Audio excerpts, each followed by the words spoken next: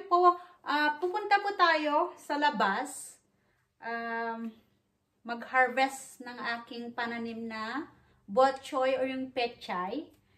So, ayan po kasi ulan ng ulan, so ang bilis nilang lumago. So, kailangan na nating harvestin kasi nag-start na pong namulaklak and nagmamagulang na rin po sila. Kaya kailangan nating harvestin. So, samahan niyo po ako mag-harvest. Tara po! Hi guys! So, ayan po, mag-harvest po tayo ng pechay. Ito.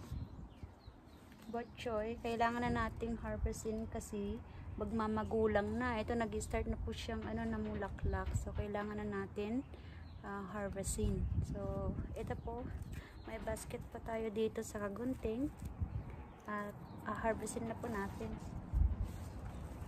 Lahat po harvestin na natin kasi nagyayelo na din po yung yung dahon. So kailangan na nating harvestin. Whether we like it or not. Ayan. Kailangan na harvestin kasi magulang na so linisin na lang po natin mamaya dun sa loob. Ayan. So ganito po kataba.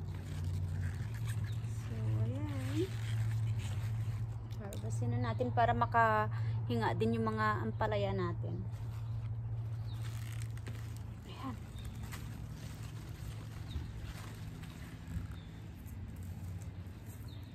Tataba po. See, ang taba. Ang taba-taba. Kailangan na kasi magmamagulang na. Yun, may na. May bulaklak. Saka kinakain na din ng ng anong tawag yun, yung lumilipad, insekto. Kaya nag-start na silang mamulaklak. Ano ko, ulan pa ata. Ayan. Madami po hanggang doon. Ayan. Hanggang doon. Ayan. So harvestin na po natin habang okay pa. Tapos ito po yung mga ampalaya natin. Ito. Umakyat na rin. Hindi ko alam, hindi naman ito yung dinner namin mamaya pero kailangan ko na silang chinek ko kanina.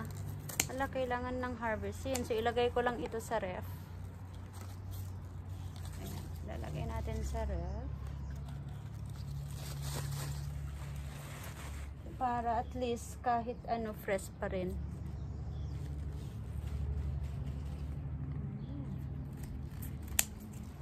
Kasi ang bilis lumago.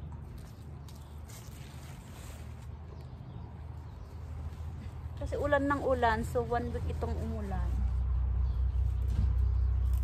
Ayan. Ang lakas kasi ng ulan, kaya may may lupa-lupa.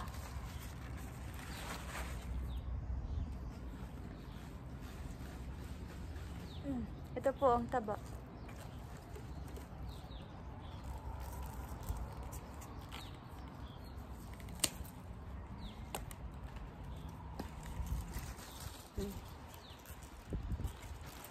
Ang taba po.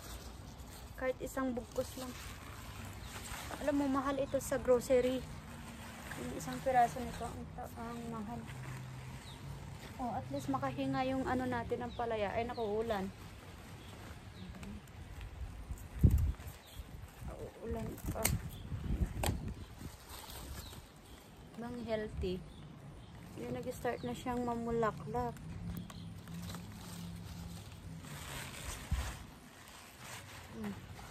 Ayan po. Isang basket na, hindi pa na natin na-harvest lahat. Pero kailangan natin harvestin. So, siguro pamigay ko ito sa mga kakilala. Kasi hindi naman namin maubos lahat to. Saka madami pa sa ref. Min-harvest namin noon, madami pa. So, madami pa naman dito. Ayan. Nandun pa, madami banda doon. So, saka meron pa dyan. So, So, ito po yung mga ampalaya namin, umaakyat na.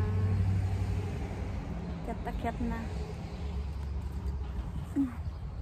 Tapos po, ayan, tignan niyo po yung, oh, beautiful. I like it. I like my garden. So, ayan po.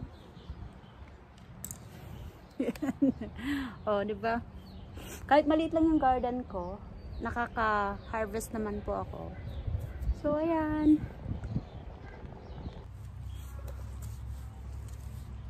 Continue natin yung pag-harvest natin.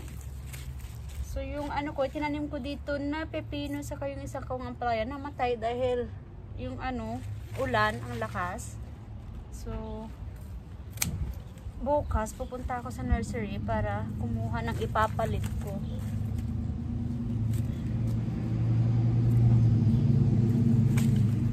Puno na yung ating basket.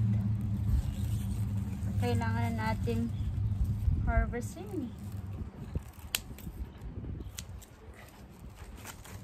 para makahinga naman yung ating tinanim na iba.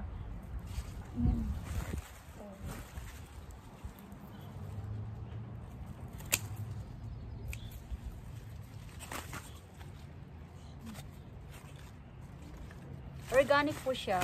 Wala pong pataba na ilagay.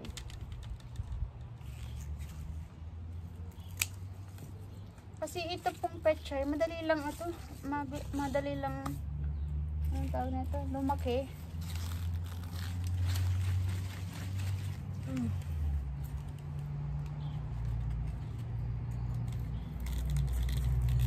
Kasi sayang kung hayaan ko lang dito. Tinignan ko siya. Start na po siyang mamulaklak. So ayoko namang masira. Sayang. So ilagay ko na lang sa ref kahit madami.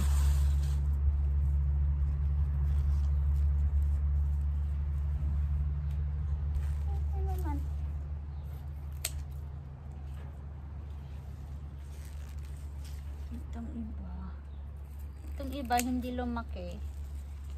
Pero mag-start na silang namumulaklak. So, ayan po lahat.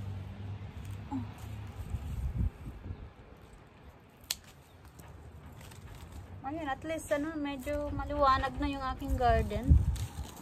So, makita ko kung ano yung kailangan kong itanim dito. Kulang ito eh. Namatay yung isa kong ampalaya saka yung cucumber. So, itong area na to wala pang tanim. So, maghahanap pa ako ng itatanim ko dito banda kasi namatay nga yung yung tinanim natin. So, look at this. Oh, di ba? Ayan ang ating na-harvest. Madami tayong na-harvest na petchay. Oh, di ba? Organic na organic po nito. Madami. Ating na-harvest, guys. Matataba ang ating petchay na harvest. Okay, that's it. Punta na ako dun sa taas para hugasan. Tapos lagay natin sa ref. So, at least siguro may pansahog na tayo for few days. Lalo na ngayon medyo makulimlim, muulan, masarap magsabaw. So, ayun. Hugasan na natin at ilagay natin sa ating ref. See you guys!